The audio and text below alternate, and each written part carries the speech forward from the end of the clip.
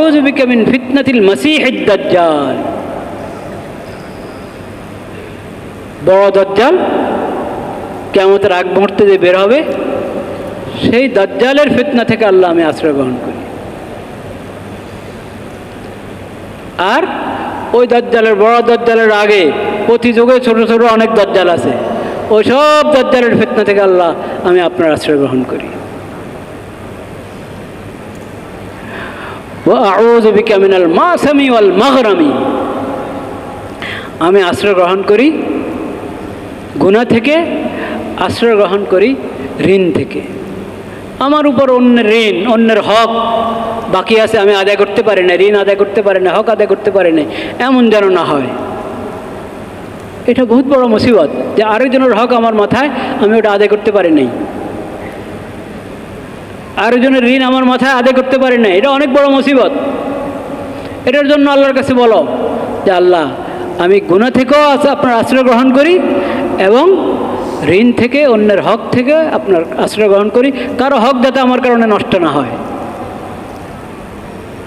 কারো ঋণ যাতে অনাদায় না থাকে। তো এইসব জিনিস থেকে আল্লাহর কাছে আশ্রয় গ্রহণ করো, যে কোনো মুনাজাতে এবং নামাজে, দোয়ায়, সজদার দোয়ায়, সালাম ফিরানোর আগের দোয়ায়। তো বলছিলাম যে শিক্ষা আমরা রমজান থেকে, হজ থেকে, কোরবানি থেকে পেয়েছি, তাকওয়ার শিক্ষা, এটা এমন এক শিক্ষা যেটা আমার দুনিয়ার সফরও দরকার, আখিরাতের সফরও কি দরকার। ইয়া আইয়ুহাল্লাযীনা আমানুত্তাকুল্লাহ ওয়াল তানজুর নাফসুম মা কদ্দামাত লিগাদ,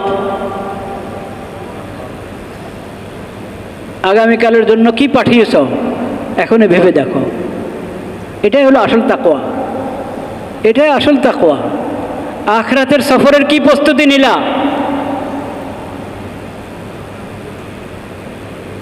তো এই তাকওয়াকে রমজান মাসের জন্য ফেলে রাখলে হবে না, ঈদুল আজহার দিনের জন্য ফেলে রাখলে হবে না, যে কয়দিন হজে ছিলাম বাস ওই কয়দিনের জন্য ফেলে রাখলে হবে না।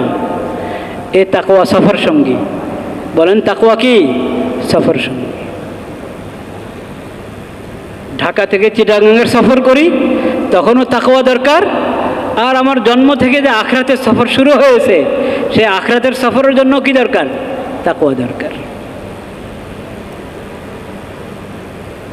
এই সফর তো বুঝে আসে। ঢাকা থেকে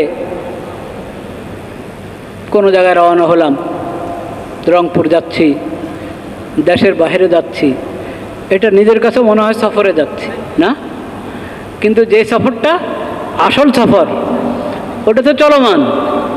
ওটা কি?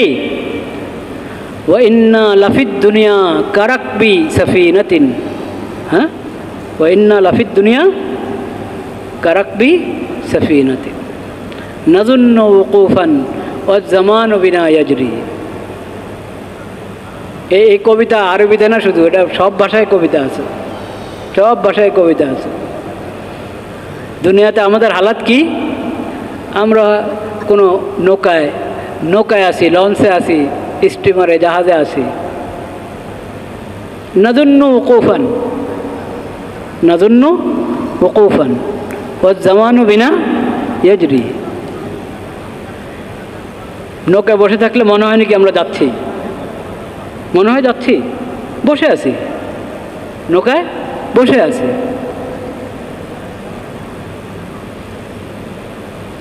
আমি তো আমার হালাতে বসে আছি। আপনি হাওয়ায় জাহাজে বসেন,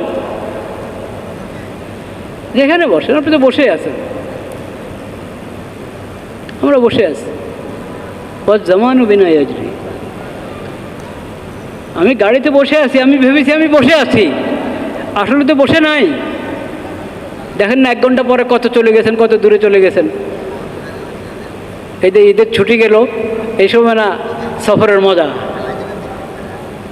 গাড়িতে বসবেন, 3 ঘন্টার রাস্তা 1 ঘন্টায়, 4 ঘন্টার রাস্তা 1 ঘন্টা চলে যাবেন।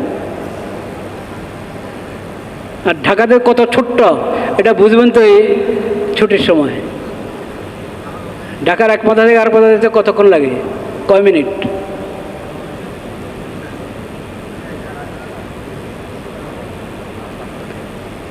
তো আমি তো বসে আছি, কিন্তু আসলে চলছি। ঠিক দুনিয়াতেও আমাদের হালাতটা এমন।